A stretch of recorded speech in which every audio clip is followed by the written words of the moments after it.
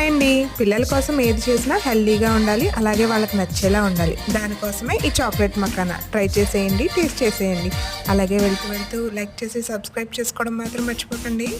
కలవరమొక వరమనుకో, కలలను కంటూ ప్రతి నిమిషము నీదనుకో, జతపడి ఉంటూ నింగి నేలకి స్నేహం ఎప్పుడైనది.